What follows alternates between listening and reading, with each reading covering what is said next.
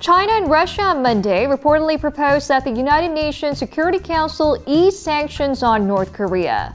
According to Reuters, in a draft resolution, the two countries urged the UN to lift a ban on North Korea exporting key items such as coal, iron ore, seafood, and textiles, quote, with the intent of enhancing the livelihood of the civilian population.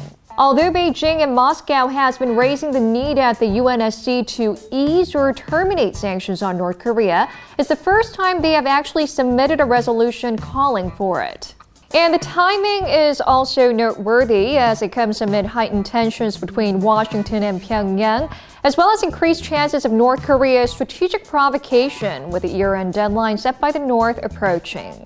A U.S. State Department official dismissed the proposal, saying that the UNSC should not be considering premature sanctions relief for North Korea, as it's threatening to conduct an escalated provocation, refusing to meet to discuss denuclearization.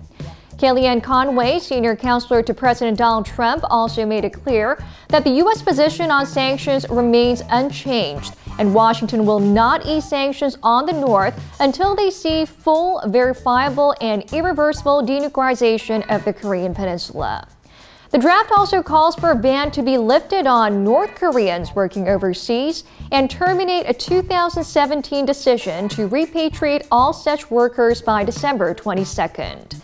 Seafood and textiles were North Korea's biggest export items before it was hit by sanctions, and earnings from an estimated 100,000 North Korean workers abroad, according to a U.S. estimate, have been the main source of foreign currency for the regime.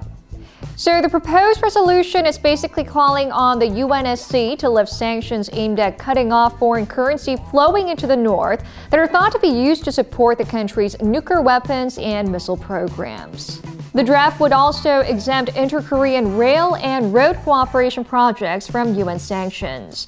These projects are some of the key goals agreed between the two Koreas in the April 27th Panmunjom Declaration, following the first summit between President Moon Jae-in and North Korean leader Kim Jong-un. South and North Korea have held a groundbreaking ceremony to link their railway and road networks in December last year. But in order to begin construction, goods and equipment must be transported across the border, and massive investment would be needed to bring North Korea's rail network up to standard, all of which would require UN exemptions. It's unclear if or when the draft resolution could be put to a vote in the 15-member Security Council, but it will need 9 votes in favor and no vetoes by permanent members, namely the United States, France, Britain, Russia, and China, to be approved.